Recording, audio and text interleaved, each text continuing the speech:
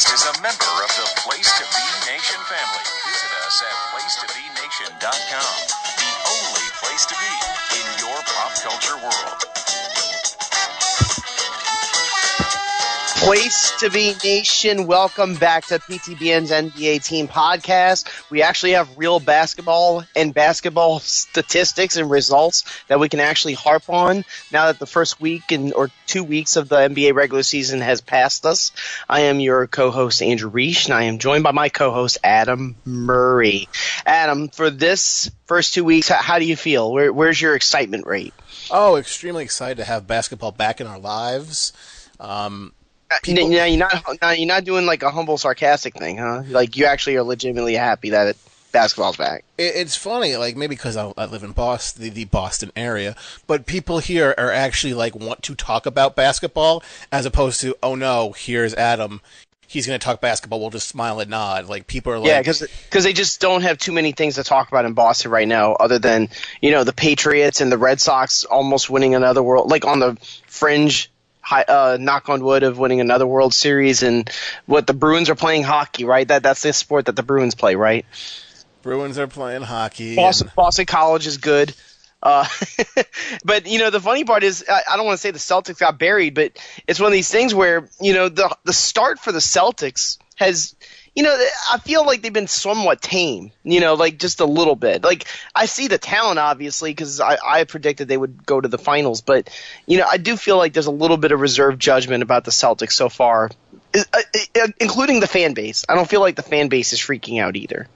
Well, the fan base is busily, like you said, busily distracted with other things. But people have been coming to me like, you know what, Adam, you've been right. They look terrible. They can't rebound for anything. Like, yeah, I know. That's what happens when you have, Gordon Hayward, Tatum, and Brown out there. You have to either shoot all your threes, or if you start missing shots, you're done. Like, yeah, they're down 20. They look terrible. Yeah, their offense is like 29th in score. Now, listen, we've done this. This is our fifth season that we're doing the NBA Team Podcast. Self high five. But it's one of these things where in the first 2 weeks or week of the season, then you do one of these recap episodes. Of course, you have a small sample size, but I'm not going to sit here and pass along like information and all these nuggets of info like this is the end-all, be-all of how the NBA season is going to be. But it's always fun, even if it's something really stupid and trivial, like the fact that, like Montrezl Harrell is like averaging a double-double, things like that. Then again, maybe Montrezl Harrell will be good for the Clippers. I don't know. We said he would be good, and he's going to be one of the more improved players. But you know what I'm saying. There's always those kinds of like outliers. But there are some things, and this is going to be kind of the focus of the show, this episode, where we're gonna focus on a few different things that we've noticed, and we're just going to see if it's real news or fake news for the most part. All right, fair enough. We could go with the Celtics. Can we start with breaking news? Can you break something? Can we start with the breaking news of Tyronn Lue being fired after 6 games? This is a Sunday that we're recording this, and this happened Sunday morning after they went 0-7. Are they 0-7 or 0-6? I think they're 0-6, and the ownership just said, "You're done." I'm actually, to be honest, I am actually surprised. I thought they would be a little bit more patient with this. Now, listen. 0-4 to start the first 2 weeks of the season is pretty rough, no doubt. But that team, it was one of those things where you could tell early on that team was going to be bad. I guess Dan Gilbert thinks they could have been something more. That's sort of the thing as well. We gave Kevin Love the extension. How bad can you be? We traded for George Hill. We got Jordan Clarkson and the Larry Nance All-Stars. We didn't let anybody go other than LeBron. So was Tyronn Lue the one who signed Larry Nance to an extension when literally nobody else got an extension that's having their restricted free agency come up? So it's one of those things like, how can you blame him for this terrible team that LeBron put together? You need more than 6 games to get all these new pieces in. That is a good point. I do feel like a lot of that blame is being like immediately dumped on Dan Gilbert when the truth is, yes, he did allow a lot of the moves by Kobe Altman and then the departed GM David Griffin, but really these were LeBron's moves, especially those trade deadline moves involving Clarkson and Hill. Like that was all LeBron. So there is a little bit of blame I would put on LeBron for leaving this behind. Yeah, and you see, they're starting Cedi Osman. He's been getting good minutes. He's going to get good numbers too. You have Colin Sexton. Okay, so we need to try to put all these new pieces in. Considering LeBron had a usage rate of 98%, it's going to take. Kevin Love's kind of back to his Minnesota usage, but here's the problem: he's shooting 32% from the field. So I mean, that's not good for your star player. No, it isn't. But it's one of those things like I don't know how they did the same thing with David Blatt. It's just it's your fault they're not doing. Yeah, we know okay, to be fair, we know Tyronn Lue can't coach and has no real place on anything. So it was just I think he's a good offensive game plan type of a coach. I think his after timeout play call up write ups are pretty good. But yeah, I get your point. I don't know how great of a head coach he really is. But you need to give him more than he had 3 years, another 13 million left on his contract. There was no reason to get rid of him other than the only thing was ownership said, well, why are we should be in the playoffs. We should still be a good team. How are we not a good team? Well, it's obvious why you would be. Yeah, it is surprising. And, I was going to say for your real news, fake news, I think it's this is real. It's real news that it's a surprise that the team is this bad, but we sort of expected to have bumps. What are you going to do with old people versus these new people? George Hill doesn't want to be there, and J.R. Smith, who he probably doesn't even know LeBron's even gone. Well, you know who the interim coach is? It's our friend Larry Drew. Didn't we name drop him? We were talking about the Bucks and the Hawks because he had left the Hawks because the Hawks were rebuilding when they hired Budenholzer. So Larry Drew kind of went over to the Bucks, and then the new Bucks owners fired him, and they hired Jason Kidd. You remember that? Yeah, Larry Drew couldn't get along with anybody. He's like Keith Smart, and who just seemed to always pop up as an interim. The other one is Bickerstaff, who's now coaching with the Grizzlies. There always seems those interims that are pretty good, and they always kind of pop up at just the right time. And here we are again with Larry Drew, NBA head coach. But yeah, it's just the team's not going to get any better under him if. I agree. You don't need to have a fire sale. You just have log jams. Where are we going to do a youth movement? What are we going to, you have to, without LeBron, you have to change your complete style of game. So you can't just expect to lose your centerpiece and then, we can just wrap around it and be good. And David Griffin, he's excellent on NBA Game Time on NBA TV. And they were talking about their most recent loss, and he said it that they just don't have an identity. That's the first thing he noticed immediately. So there's no identity that you can tell when you watch the Cavaliers, and that was their biggest problem. And then a day later, Lue is out. Now I don't think Altman's going to be out too. I feel like that he's under Gilbert's thumb, and this is going to be the beginning of what I guess you could call a soft reboot, because you can't get rid of Love's contract, and you probably can't even get rid of J.R. Smith's contract. I think you can trade away Tristan Thompson. You can trade away Tristan. You can trade away J.R. Smith. You could get rid of George Hill. To Kevin Love, you can't get rid of him. You just signed to a first year of. You're stuck with him. It's done. Yeah. So okay, now I could get into your. The Celtics are 29th in scoring, but they're by far the best defensive team, defensive efficiency-wise, in the league. So is this real news or fake news? That the Celtics have a god-awful offense, but a terrific defense. They have sort of, Gordon Hayward coming back is going to, it changes your. Another team just doesn't have an identity right now is the Celtics because he's, he was a cornerstone. All of a sudden, you need to now fit in. Kyrie coming back from his injury, he is sort of playing like trash. Jaylen Brown can't hit anything. Rozier is just not getting a lot of minutes, surprisingly.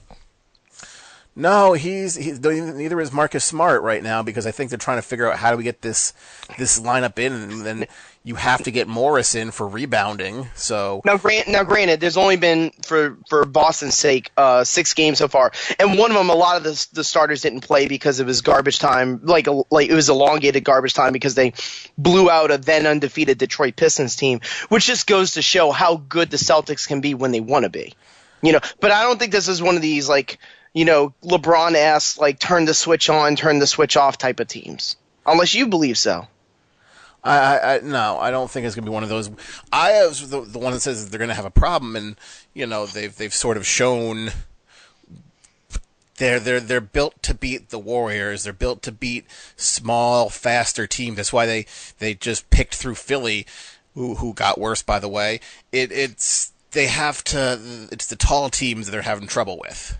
You talk about Philly, and I'll give you – there's a few things we could talk about with the 76ers. Ben Simmons did sit out one game, and it was probably the most exciting game I'd seen this year so far. It was the Sixers and the Pistons.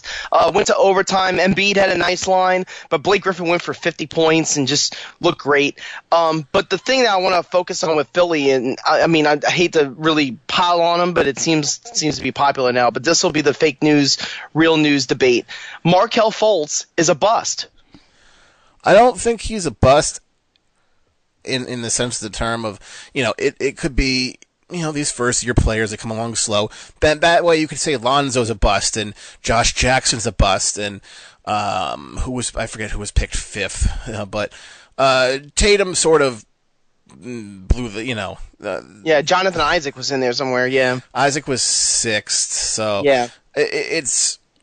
He threw off the curve so much. Even Frankie Ntilikina, slow. Dennis Smith, flashes. But it was overall, you could say, okay, kind of an overrated class. Once it all boils down to get in the NBA, okay, But Adam, this is not how the show works. The show works that I need to definitively know whether or not Markelle Fultz is a bust 7 games into his second season as a player. Well, he only played how many games his first season? The thing I will say about Fultz, his athleticism is really, really good.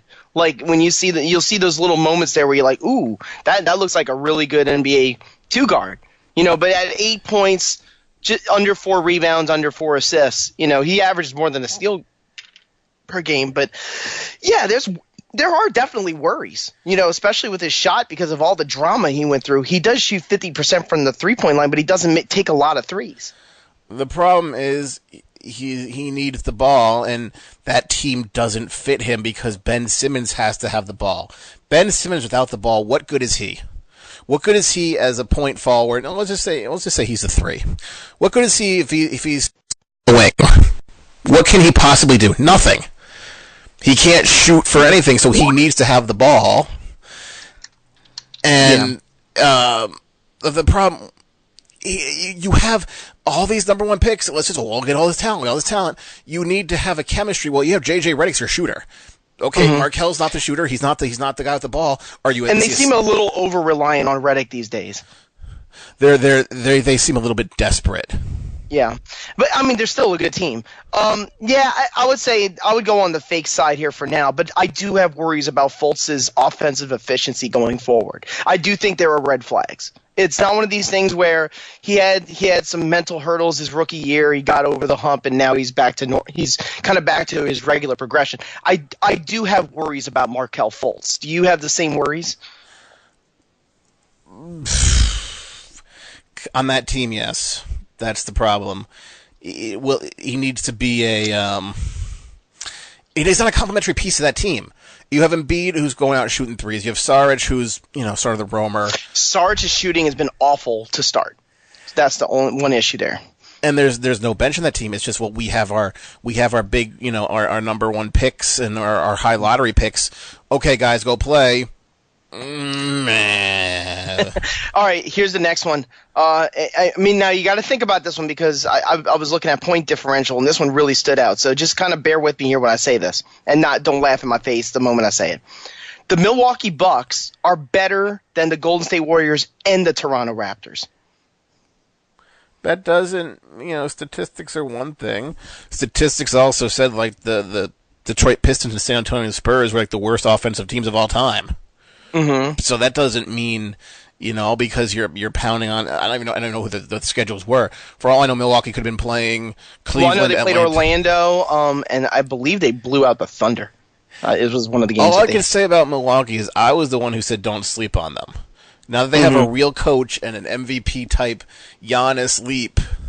They might be a little dangerous now, as opposed to, let's throw Thon Maker in there as a starter and put him in for 15 minutes. I'm gonna give you a schedule right now. At Charlotte, which was the close one where Kemba almost won it at the end. Pacers, Knicks, Sixers, those were all at home. At Minnesota, that was the blowout when I was thinking about. Then the Magic, they beat by a good amount. They actually played Toronto on Monday. So for those people who want to be on the lookout for a game coming up, that might be one to keep an eye on. But what are they doing differently is really I could see from the statistics that 3-point shooting has definitely gone up. A lot of I mean, it's bud ball, so it's a lot of evening out with the distribution. But Giannis Antetokounmpo is also averaging like 14 rebounds a game. He is everywhere at once. Brandon Knight hasn't been anything. It seems to be a little more balanced, and I think you picked it where you said DiVincenzo fits that team. And he does, because he gave him the 3-point shooting that they were going to bolster. You know, which they didn't really, because Chris Middleton's not the 3-point shooper. Dellavedova's just a defensive guy, so he gives you that JJ Redick option. But they've just been on a nice roll. I will say this, I'll be on the fake side with this one. The one thing about the Warriors, I mean, we don't have to touch on it too much. We can mention the fact that Steph Curry had that ridiculous game against the Wizards where he just went bananas in the first 3 quarters. What was it, like 51 points? Yeah. Just an absolute blistering performance. And then Durant kind of followed suit right after that in the Garden against the Knicks. I wonder if Durant and Curry are having a bit of a pissing contest. But here's the thing I worry about with the Warriors. There's actually 2 things. One, I feel like the Curry-Durant usage is starting to get a little lopsided. And 2, they're 14th right now in 3-pointers made. And, I mean, I know that their efficiency and their 3-point field goal percentage is still very, very high, but I just wonder if they play a team that can really drain it from the 3-point line, if that might be their down. It doesn't matter what number, they're 14th and made. Yeah, but if they're shooting it at like 50% clips, that's a lot easier to swallow. They're in the top 5 in the 3-point field. Yeah, they're in the top 5, and just watching them play, they look disinterested again, like they don't look like they're trying too hard. It definitely felt like that in opening night against the Thunder. Like when I was watching him, Westbrook didn't play in that game. We'll get to the Thunder in a minute. But it did feel like they were kind of like coasting in. They had that one game against Denver. Denver came ready to play, and I felt like the Warriors just kind of like you said, they sort of like were lethargic through the whole thing. And then they kind of got a fire up under their butt later on after that loss. But the thing is, I don't want to say that about the Warriors yet, but the Raptors and the Bucks, I'm not sure. But Toronto looks really, really good. Toronto looks like they're on a mission. They look like they like Lowry's averaging 10 assists a game. Their defense off the bench is really, really good. Not a lot of teams have even been close against them, to be honest. No, they played Boston really early, and the Toronto pulled away in the second half. But they do look impressive when you watch them. Having Green out there as sort of a third option is because okay, DeRozan for Kawhi, I get it, but getting Green is a little bonus kicker in there for you, and having Kawhi opens up. Valanciunas seems to have found a little more pep in his step, and Serge Ibaka is, I guess, I don't want to say he's back, but he doesn't look like he's regressing any further, and this just looks like a team who wants to play, and they look inspired. Yeah. Now, the one thing I'll say, they played Cleveland. I would say a middling Charlotte Hornets team. Like Charlotte, to me, right now is the definition of a middle of the pack team. Minnesota, who they also beat. I don't know what the Timberwolves are. I don't really have a topic for them. I guess we could just talk about something with Jimmy Butler, where I'll just throw it out there. Jimmy Butler will be traded by the end of November, or something like that. What do you think about? First of all, do you think that would be fake news? And 2, what do you think of this whole morality play going on in Minnesota? Minnesota is just a dumpster fire right now that appears to be all. This is what Thibodeau sort of built himself. Of, I want the Bulls, and then, well, it's seeming to backfire really fast on you, and because it's not 2011. Yeah, I get it. You got all the players for 2011, and you have these young kids who aren't developing. I don't want to say they're regressing, but they're not really taking these steps because I'll say Karl Anthony Towns is regressing. Because you're deferring everything that has to defer to Butler and his, I get his competitive spirit, but these are the one and done kids. Butler was a 4-year player. He's of a different ilk, and the same thing with, Noah was a back-to-back champion, or were they a three-peater? Florida three-peater, or back to back. Florida? Yeah. Back to back. Okay, so yeah, he was a junior back to back. Butler, they had that work ethic. All of a sudden, these kids are like, yeah, we got that shoe money. We're good. Well, also, I don't think the idea of having Derrick Rose attempt double-digit shot attempts per game is a good idea either, especially when you have guys like Jeff Teague and Karl Towns and other people that you can actually rely on to take those shots. That's kind of worrying. Well, that's the thing is you run Rubio out to bring in Teague. You have Tyus Jones in there as your developmental point guard. So let's bring in Derrick Rose and give him 30 minutes. It doesn't make And then Jimmy Butler plays fantastic, and you rest him. You rest him in the first week of the season. Like I've never heard. Now listen, we have seen rest early on in the season for some players where they'll do where they'll try to avoid back-to-backs. But Jesus Christ, can we please just have the stars all play the October games? Is that enough? Is that too much to ask? I think that was. I don't think it was a rest. I think it was. We have a. It was an FU. It was a giant middle finger to Jimmy Butler for playing well. That's what it was. It was either one of those, or it was we think we have a trade and we need to sit you immediately, just in case this trade takes off and you tear your ACL and screw us up. But moving on to that real quick. Yeah, because this is the whole point of the hot, whether or not it's fake news. What do you think this rumor? There's two out there. Number one, that Miami has reopened the idea of getting Jimmy Butler or Josh Richardson, I guess, would be involved in that trade. The other is that the Houston Rockets have on the table a proposed trade where they would give up 4 first-round draft picks. Now, some people would say, how is that possible? Well, you do the in-between years with swap rights. So there is a way to do that. How do you feel about the Houston one to start? At first, I was like, that's crazy for Houston. I mean, why isn't Minnesota jumping on it? And then I had to think about it, and I'm like, I don't think Houston's first-round picks are worth that much. It depends on how good they are for the next you have to figure. Years. It's 8 years. So this year's pick will be 28th. The way it goes, the way everything thinks it'll be conference finals. It'll be 28th. Next year, in 3 years, who knows? But at the same time, maybe not at the same time, you're going to have all these players getting old, super old, and then their contracts are, they're gonna degrade really fast. So that those later picks might be valuable, but don't forget, in order to do that, you have to take Brandon Knight's negative money, and then Marquise Chris, who is, he was a number 8 pick, I think, so he's making about $5 million. You pick up his option, you have 2 more years of him and 2 more years of Brandon Knight. You have to give a pick or two just to take Brandon Knight's 2 years of guaranteed money left. So that's why I don't think the picks are that high, but there's 4 of them. So, I don't know. What do you think?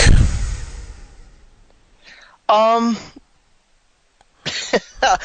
not sure. Like the one that I think is that with Houston, I think it's a giant risk. That's just my opinion of the Houston one. I know that some people would say those are low picks, but I just feel like you're just bargaining. You're giving away the future. I don't want to say this is Brooklyn Billy King, because that's the first thing people immediately think of. This is going to be the disastrous deal that's going to ruin the franchise if your established players all bail on you or they try to trade out because your team stinks. And by the way, the Houston Rockets are not playing well either. So no, their loss of Trevor Ariza and just let's put Carmelo Anthony, who hasn't been good, and really just having a big hole in the 3 spot. Well, you know, people have been picking on the defense because they're immediately pointing at Melo. Oh, you see, with Melo in there, they can't play defense. That's actually not the biggest problem for Houston because a lot of people look at these numbers, and we'll get to this in a second about the scoring. I don't think defense is necessarily the biggest problem for Houston. It's their shooting. They have not shot the ball well at all to start the season. That's the biggest problem with the Rockets. And also the fact that Chris Paul got into a fight and he was suspended for 2 games. Well, probably should be longer. We're not going to get into that, but nobody's coming to the defense of Chris Paul. No. Not one person around the league is like, you know what, Chris Paul's a good dude. Even Doc Rivers was like, yeah, I didn't like him. Didn't Glenn Davis call him a bad teammate? Glenn Davis called him a bad teammate. Somebody else another former Clipper. I did love what supposedly he called Rondo. He called him a turtle. I did like, because no, that's not too far off. But you know, the thing is, yeah, a lot of people felt like, oh, this is Paul using his player union power because he's, you know, he's a higher up in the union, and that he only got 2 game suspension while Rondo got 3. Now Brandon Ingram getting, what was it, 4 games? That was fine because he instigated it, and he also went back into it and threw punches aimlessly. So yes, he deserved 4 games. He deserved more. They all deserved a little bit more. 4, 3, and 2 were a little low. I thought it would have been, you know, 10 and 7s, but like 4 is like, that's, you know, it's like, well, it stayed on the court, and well, there was really no need for any of that. And no, it was all stupidness. It was all stupid, but none of this would have happened if Ingram wasn't just stupid. Yeah, he was angry. I don't know he must have just been super fired up. That was their first home game at Staples, and he was just really juiced.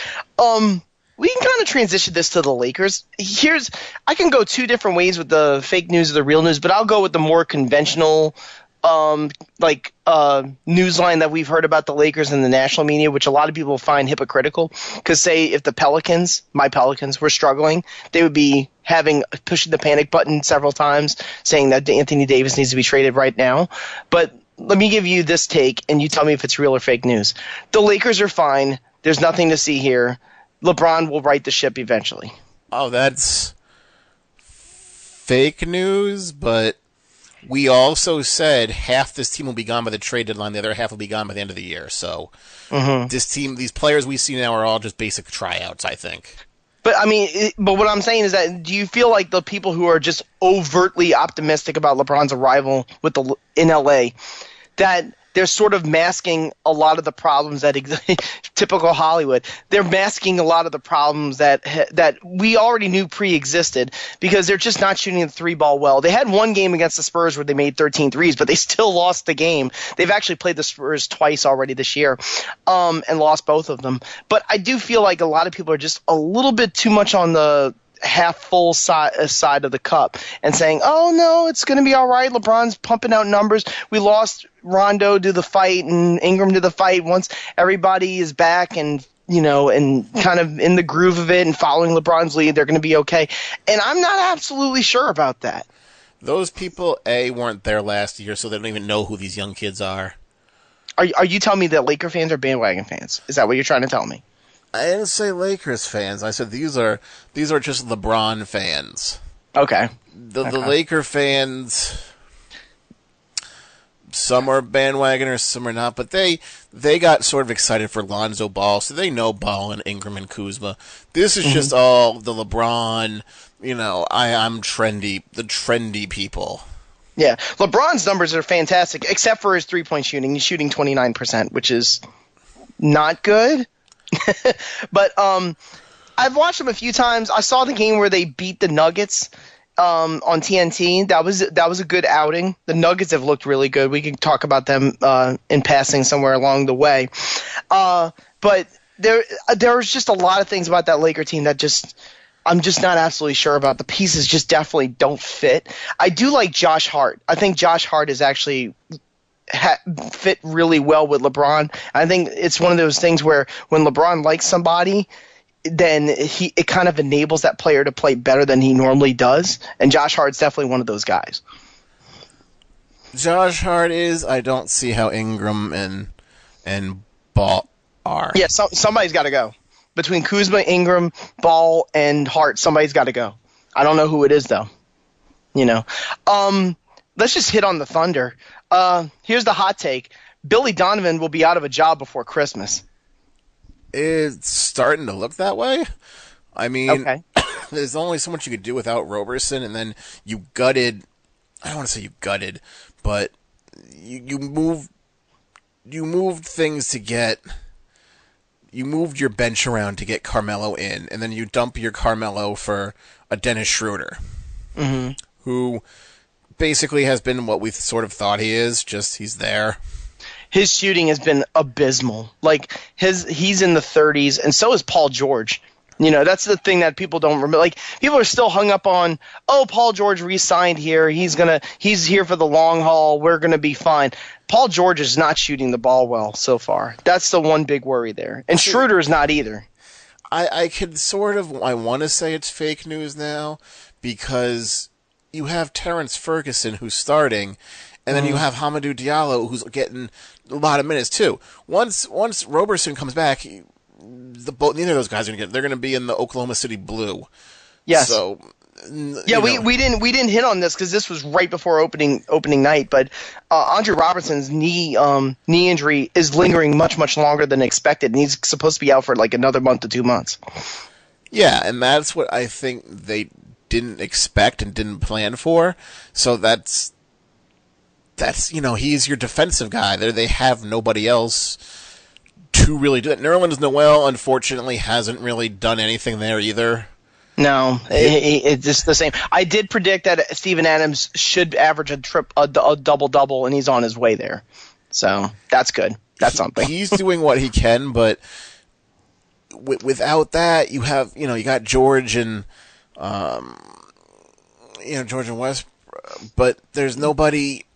There's no other pieces. There's no other. Well, you're definitely not getting it from Patrick Patterson. Okay, and other guys like that. Sabonis was your starting power forward 2 years ago. He was out of place, but he was there. You gutted your team, and this is what you have because Supermax money. And we talked about this in the team preview because of the years. You have a lot of these teams that have 2019 free agency expirations. This one doesn't. This is 2 years. So you are locked into this team next year. You have no choice but to deal with what you have. You can make some small trades, but guys like Jeremy Grant and, of course, Westbrook and George and Steven Adams, this is it. Like, this is what you're going to have to learn to live with. This is when you hope your scouting department is your lifeblood because you have nothing else other than to discover these G League players, these second-round picks, these just diamonds in the rough, if you will. Mm-hmm. A few small things I'll say. The one, before we can hit on some other small topics or hot takes, is that defensively the Spurs are definitely taking a little bit of a dip, but offensively they've actually picked up some steam with DeRozan. That's just smart coaching, in my opinion. Where they just realize, okay, we have a really good high usage guard / forward. Let's just make the best use out of it that we can.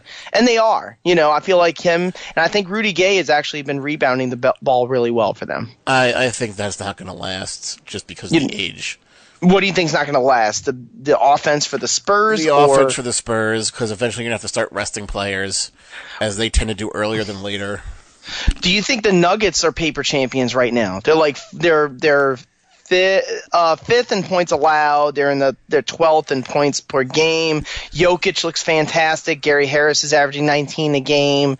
It seems like they have a very well thought out system on the subs and who starts. How do you feel about that team? They were the ones we said, now they got rid of that log jam. Give your people defined positions, give your people defined minutes. You should be good, and they sort of are. Yeah, the Will Barton injury is obviously worrying. He had a hip injury in the first, the second game of the season, and he's out. But Juancho Hernan-Gomez is already getting playing time. Jamal Murray is my dude. I said he'd average 20 a game. He's at 15 because somewhere along the way he had a 3-point game. Classic Jamal Murray. But the Joker is fantastic. You watch him and you're just like, man, I wish I had a guy like that on. I wish I had a guy like that on every team that I watch. They are looking good. The Pelicans, their warp speed offense they will run out of gas midway through the season. That's the hot take I'll give you. Real or fake? Oh, I thought that was your scoop, that they will. Oh, no. Do you think that they will? Do you think the offensive leniency will catch up to them with Anthony Davis, Nikola Mirotic averaging 6 3-point attempts per game, Drew Holiday having a green light to run the point? Like, how do you feel about that team right now? You seem to like Elfrid Payton there. Because he's not taking a lot of shots. Which is exactly what he should have been designed for. He's an assist man who plays defense. Julius Randle fits really nicely with Davis, and Mirotic just has like the neon green light to take shots. They seem to have a nice system going there. Mm-hmm. Who did they just trade? The start of the season, they got somebody from the Clippers. Wesley Johnson, who they actually had to play a little bit against the Jazz because Davis had like an issue with his wrist. So I think it was because it was a back-to-back. They just didn't want to play him back-to-back games. But so you got Wesley Johnson, you got a little more size. You got rid of Alexei Kajinka. So Frank Jackson sighting. Mm-hmm. I heard he's alive. We got to find a way. We have to find a way to get rid of Solomon Hill. I don't know how it's going to happen. But if you want to make the next step, if you want to be a big boy team, that's the next step, And also, you have to pray Anthony Davis doesn't get hurt because your backup center is Chick Diallo. That's the other worry. No. Chick Diallo for some reason still doesn't get minutes. Like they go out of their way just to not play him. It seems. Well, they try to go small because with the fast pace, they think they can go small. And usually it does work, but in some cases, like especially against the Jazz, who have just like giant trees of man out there like Rudy Gobert and Derek Favors, like you can't get away with that. The other thing, I'll give you this one. The Wizards are last in scoring defense. I'll just put it in this framework, and you can tell me if it's real or fake. The Wizards are on the precipice of an early season meltdown. No, we called this from the get-go. So you're saying this is real? Just team dysfunction, and then I'm like, well, they could either be, the championship contenders, or they could just fall apart immediately. And, all of a sudden, Dwight Howard, oh, my back hurts before the season starts, and then no cohesion and no bench, and the team just doesn't look like they want to be a team.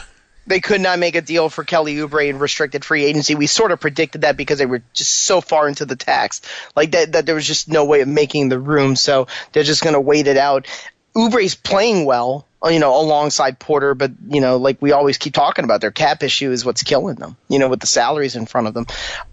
That's the team that gave up the 51 points to Curry, by the way. And that probably lends to the fact that they had the bad scoring defense. I'll give you another one, and this is just more league-wide. Scoring is out of control in the NBA. Oh, that is true. Nobody's playing defense anymore. Let me tell you this. In 2008, Andrew would have slapped this Andrew in the face because you and I went through an era where final scores were like in the 70s and 80s, and they were rock fights. And to be truthful, we're not that far removed from that era either in like 2011, 12, 13, where the Miami Heat were winning titles primarily with defense, and a lot of games were, if you were lucky, got into the high 90s in the playoffs. And now we're seeing these games early in the season where no one is playing defense. We just saw a Spur-Laker game that went into the 140s. I don't even know how that's possible. Like, what's your take on it? This is, I think, due to the shortened preseason, and then just, I don't want to get ticky-tack fouls. What about the offensive rebound shot clock rule change with the 14 seconds? Do you think that's been part of it? That requires teams doing offensive rebounds, but they don't because they all just shoot threes. Yeah, but there's so many missed threes because there's so many attempts, Yeah, but just nobody's playing D now because there's no impotence to play D. Once we get down to crunch time and once the schedules get a little tight, now it's just, okay, let's all sort of learn. They're all sort of practicing against. It seems like one big scrimmage. There's no urgency. The last men on earth in that with the defense first mentality to me is Boston. Like, I don't know if you agree with that. Memphis's defensive numbers, even though they're a pretty bad team, are still really good. You know, the Spurs have always subscribed to that philosophy of defense first, but Boston really, really commits to it still to this day. You gotta trust in Brad Stevens. That's all I can say. I'll say this too. Maybe we could do this we could really talk about this for another day. I feel like a lot of the people that have the questions about playing back-to-back games, playing too many games, trying to space out the schedule. That's why the season starts 2 weeks earlier than it usually did, and that we're trying to find these ways to solve having to not risk players' health as much. Has anybody ever thought about the fact that increasing the number of possessions actually increases the risk of injury too?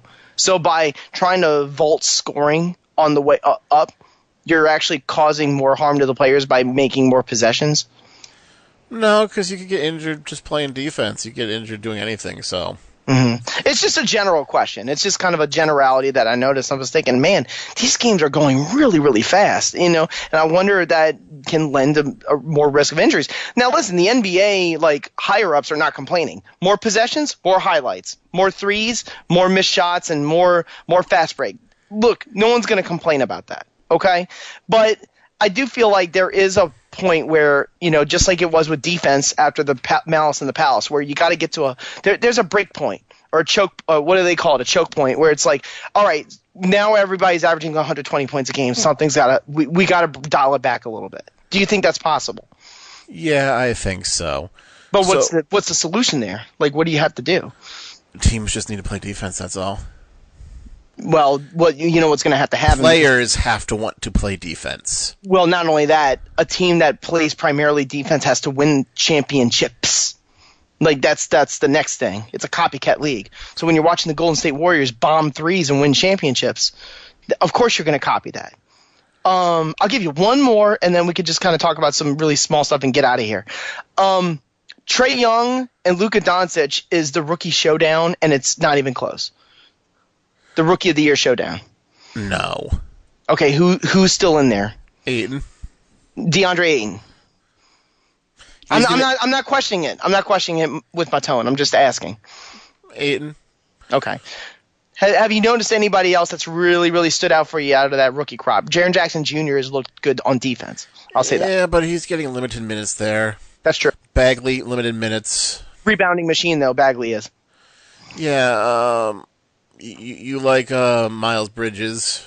He's a highlight reel. I mean, I saw that in Michigan State. You know, he was a dunking machine, but he just fits nicely in the mold of an NBA player, of an NBA forward. I guess a slasher is what you would call him. So I'm trying to think of some of the other ones that you mentioned. Hami Diallo, but that's more of like a Band-Aid type of a minutes play. That's not necessarily like Harry Giles has shown a pulse. Yeah, he got his option picked up by the Kings. What do you think of De'Aaron Fox? He's still speedy. Yeah, but he's picking up his production, and the Kings are 3-3. So, big high five to my guy Todd Weber there. They're not god awful yet.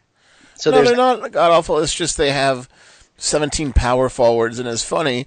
You know, Scalabissiere was their starting power forward. Now he's getting just garbage time minutes, more or less. Mm-hmm. But just going back to Trae Young, there are games he's still shooting terribly, and then he'll have one good game. He's like at 40. He's like in the low 40s, which is not good for a guard, of course. Luka is just sort of off the charts of just his intelligence and looking like he can be on the floor. Mm-hmm.